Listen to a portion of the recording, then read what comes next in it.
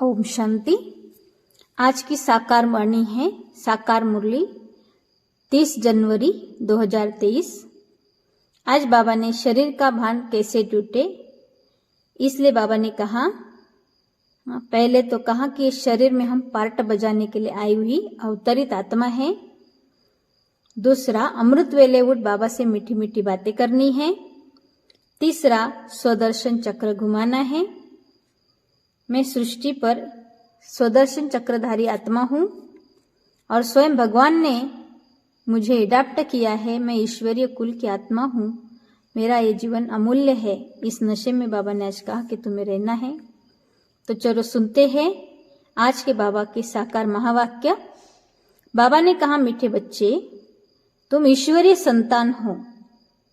तुम्हारा ये अमूल्य जीवन है। तुम्हारा ईश्वरीय कुल बहुत ही श्रेष्ठ है। स्वयं भगवान ने तुम्हें एडॉप्ट किया है। इसी नशे में रहो। प्रश्न है, शरीर का भान टूट जाए उसके लिए किस अभ्यास की आवश्यकता है? उत्तर, चलते फिरते अभ्यास करो कि इस शरीर में हम थोड़े टाइम के लिए निमित्त मात्र है। जैसे बाप थोड़े समय के लिए शरीर में आए हैं, ऐसे हम आत्मा ने भी श्रीमत पर भारत को स्वर्ग बनाने के लिए यह शरीर धारण किया है। बाप और वर्षा याद रहे तो शरीर का भान टूट जाएगा। इसको ही कहा जाता है सेकंड में जीवन मुक्ति। दूसरा अभ्यास, अमृत वेले उठ बाप से मीठी मीठी बातें करो तो शरीर का भान खत्म होता जाएगा। आज की मुरली से पहले गीत बजाए बाबा ने, ओम नमः शिवाय। ओम शांति। भगवान होता ही है एक, जो बाप भी है। बच्चों को समझाया गया है, आत्मा का रूप कोई इतना बड़ा लिंग नहीं है। आत्मा तो बहुत छोटी स्टार मिसल भ्रुकुटी के बीच में है।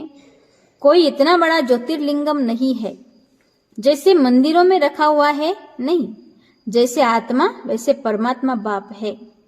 आत्मा का रूप मनुष्य जैसा नहीं है। आत्मा तो मनुष्य तन का आधार लेने वाली है। आत्मा ही सब कुछ करती है। संस्कार सब आत्मा में है। आत्मा स्टार है। आत्मा ही अच्छे व बुरे संस्कारों अनुसार जन्म लेती है।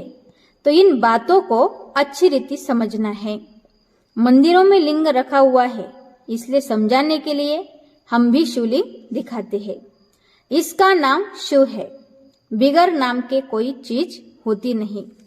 कुछ न कुछ आकार है। बाप है परम धाम में रहने वाला। परमात्मा बाप कहते हैं, जैसे आत्मा शरीर में आती है वैसे मुझे भी यहाँ आना पड़ता है नरक को स्वर्ग बनाने। बाप की महिमा सबसे न्यारी है। अभी तुम बच्चे जानते हो, तुम आत्माएं आई हो यहाँ पार्ट बजाने। यह बेहद का अनादि अविनाशी ड्रामा है। इनका कभी विनाश नहीं होता। यह फिरता ही रहता है। बाप रचता भी एक है, रचना भी एक है। ये बेहद सृष्टि का चक्र है। 4 युग है। दूसरा है कल्प का संगम युग, जिसमें ही बाप आकर पति दुनिया को पावन बनाते हैं। यह चक्र फिरता रहता है। तुम बच्चों को अब स्मृति आई है कि हम सब आत्माएं परम धाम में रहने वाली है। इस कर्म क्षेत्र पर पार्ट बजाने आई है। इस बेहद के ड्रामा को रिपीट होना है। बाप है बेहद का मालिक। उस बाप की अपरंपार महिमा है। ऐसी महिमा और कोई की नहीं है। वो मनुष्य सृष्टि का बीजरूप है। सबका फादर है। बाप कहते हैं, मैं पराई रावण की दुनिया में आता हूँ। एक तरफ है आसुरी गुणों वाली संप्रदाय, दूसरी तरफ है दैवी गुणों वाली संप्रदाय। इनको कंसपुरी भी कहते हैं। कंस असुर को कहा जाता है। श्री कृष्ण को देवता कहा जाता है। अब बाप आए हैं देवता बनाने और सबको वापस ले जाने, और कोई की ताकत नहीं जो वापस ले जाए। बाप ही बैठ बच्चों को शिक्षा दे, दैवी गुण धारण कराते हैं। ये बाप की ही फर्ज अदाई है। बाप कहते हैं, अब सभी तमो प्रदान हो जाते हैं, मुझे भूल जाते हैं।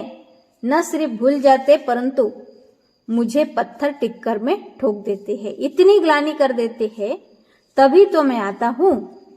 मेरी जैसी ग्लानि किसी की नहीं करते, तभी तो मैं आकर तुम्हारा लिबरेटर बनता हूँ।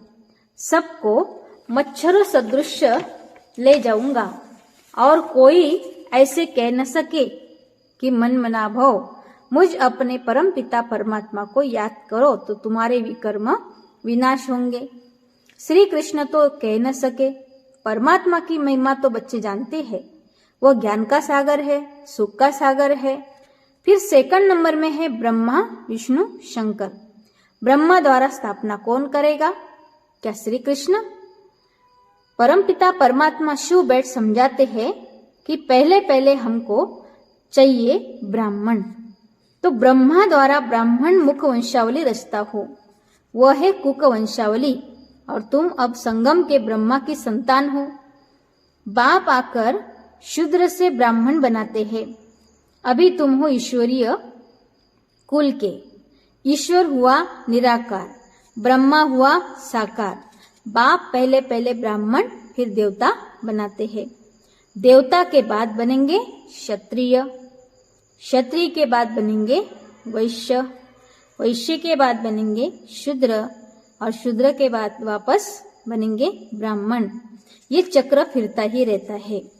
फिर इनसे और धर्म निकले हैं। मूल है भारत। ये भारत अविनाशी खंड है जहाँ बाप आकर स्वर्ग बनाते हैं।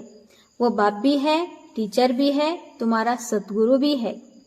उनको फिर सर्वव्यापी कैसे कह सकते हैं? वो तो तुम्हारा बाप भी है। इस दुनिया में सिवाय तुम ब्राह्मणों के कोई त्रिकालदर्शी हो ही नहीं सकता। तुम बच्चे जानते हो परमपिता परमात्मा के साथ हम परम धाम के रहने वाले हैं। फिर नंबरवार कर्म क्षेत्र पर आते हैं। फिर पिछाड़ी में हम ही जाते हैं 84 जन्म पूरे लेने हैं।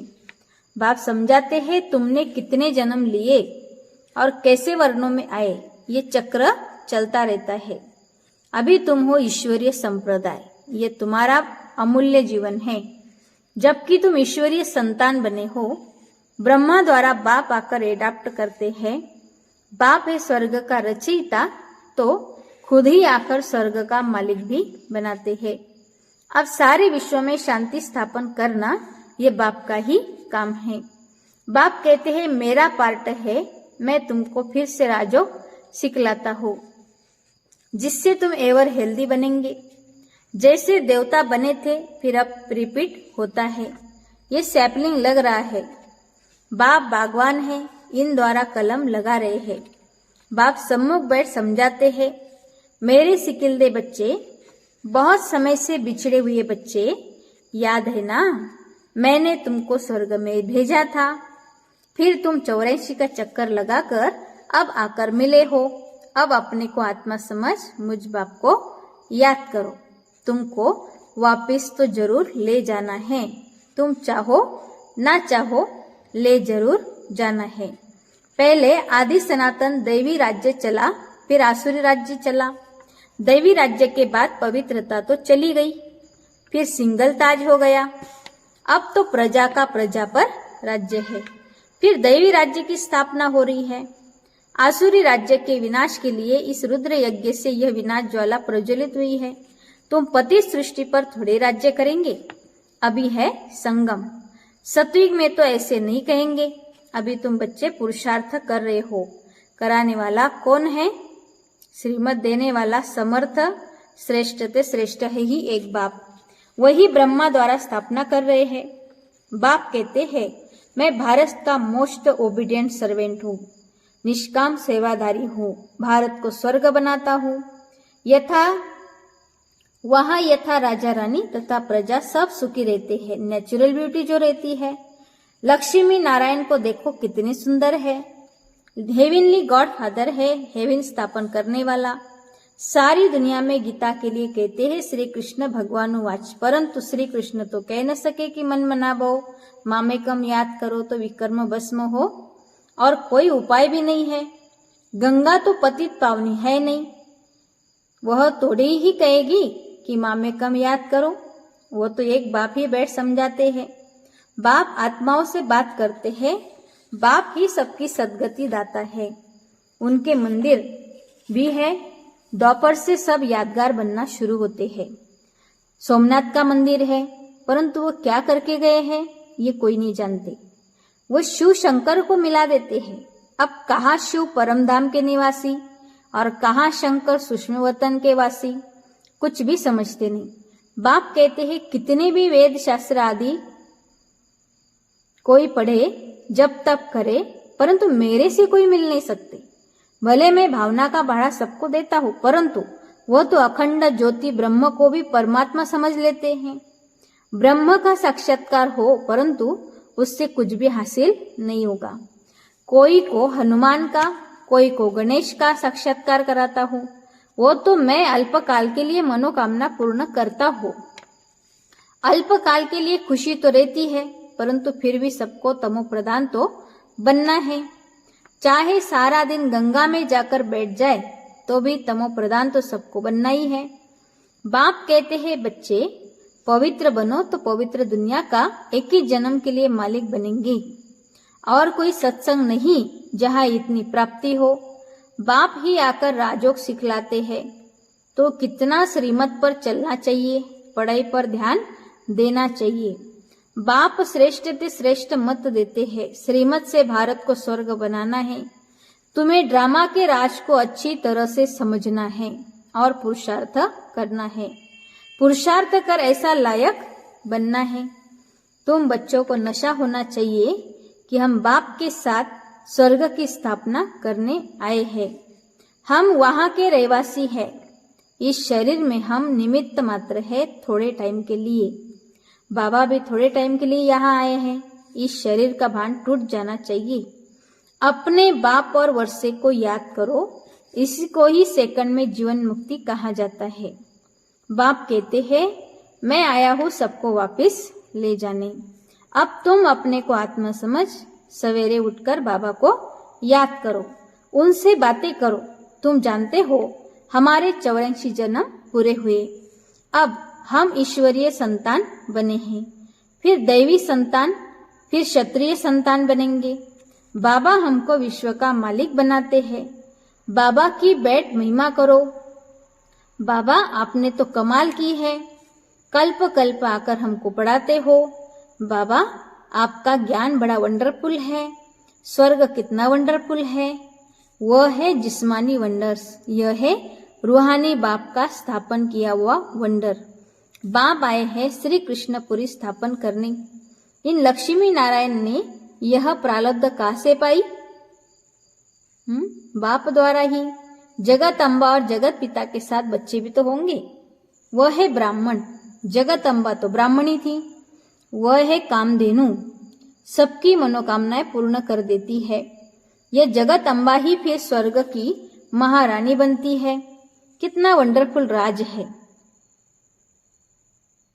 यह बाप अपनी अवस्था को जमाने के लिए भिन्न भिन्न युक्तियां बताते रहते हैं। रात को जागो, बाबा को याद करो तो अंतमति सोगति हो जाएगी। अगर पूरा पुरुषार्थ होगा तो याद ठहरेगी। पासविद ऑनर हो जाना है। 8 को ही स्कॉलरशिप मिलती है।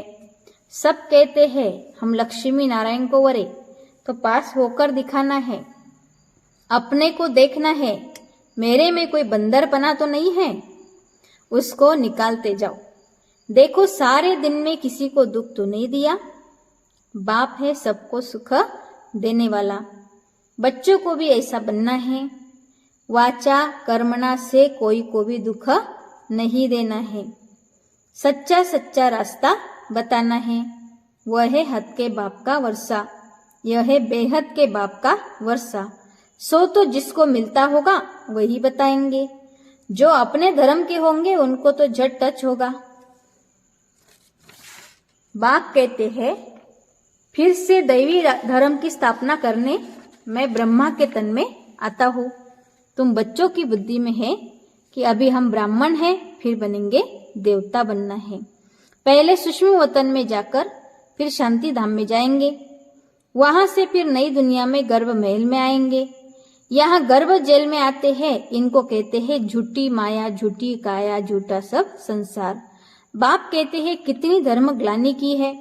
शिव जयंती मनाते हैं, परंतु शिव कब आया, किसमें प्रवेश किया, ये कोई को पता नहीं है। जरूर कोई शरीर में आकर नरक को स्वर्ग बनाया होगा ना। बाप बच्चों को बहुत अच्छी रीति समझाते हैं और राय देते हैं, अपना चार्ट बनाओ। सारे दिन में कितना समय बाप को याद किया। सवेरे उठकर बाप को और वर्षे को याद करो। हम बेहद के बाप के साथ आए हैं, गुप्त वेश में भारत को स्वर्ग बनाने। अब हमको वापस जाना है। जाने से पहले अपनी राजधानी जरूर स्थापन करनी है। अब तुम हो संगम पर, बाकी सारी दुनिया है कलयुग में। तुम संगम युगी ब्राह्मण हो। बाप बच्चों के लिए सौगात ले आते हैं, मुक्ति और जीवन मुक्ति की। सतयुग में भारत जीवन मुक्त था, बाकी सब आत्माएं मुक्ति धाम में थी। बाप हथेली पर बहिष्ठ ले आते हैं तो जरूर उसके लिए लायक भी तो खुद ही बनाएंगे। बाबा कहते हैं, मैं तुम्हारे लिए हथेली पर बहिष्ठ ले आता हूँ, इसलिए उसमें जाने के लिए भी लायक खुद बाबा ही हमें बनाते हैं। अच्छा, मीठे मीठे सिकिल दे बच्चों प्रति माता पिता बाप दादा का याद प्यार और गुड मॉर्निंग। रूहानी बाप की रूहानी बच्चों को नमस्ते। हम रूहानी बच्चों की रूहानी माता पिता बाप दादा को याद प्यार और नमस्ते। नमस्ते। ओम शांति। शुक्रिया। थैंक्स बाबा। आज धारणा के लिए मुख्य सार में बताया बाबा ने। पहली पॉइंट, सदा इस नशे में रहना है कि हम बाप के साथ स्वर्ग की स्थापना के निमित्त है। बाप हमें विश्व का मालिक बनाते हैं। दूसरी पॉइंट, बाप समान सुख देने वाला बनना है, कभी किसी को दुखी नहीं करना है, सबको सच्चा रास्ता बताना है, अपनी उन्नति के लिए अपना चार्ट रखना है। आज प्यारे बाबा का वरदान है, निमित्त और नम्रचित की विशेषता द्वारा सेवा में फास्ट और फर्स्ट नंबर लेने वाले सफलता मूर्त भव। मैं सफलता मूर्त आत्मा हूँ। निमित्त और नम्रचित की विशेषता द्वारा सेवा में फास्ट और फर्स्ट नंबर लेने वाले सफलता मूर्त आत्मा। सेवा में आगे बढ़ते हुए यदि निमित्त और नम्रचित की विशेषता स्मृति में रहती है तो सफलता स्वरूप बन जाएंगे। ये बाबा ने विश्लेषण में बताया कि सेवा में आगे बढ़ते हुए यदि निमित्त और नम्रचित की विशेषता स्मृति में रहती है तो सफलता स्वरूप बन जाएंगे। जैसे सेवाओं की भागदौड़ में होशियार हो, ऐसे इन दो विशेषताओं में भी होशियार बनो। इससे सेवा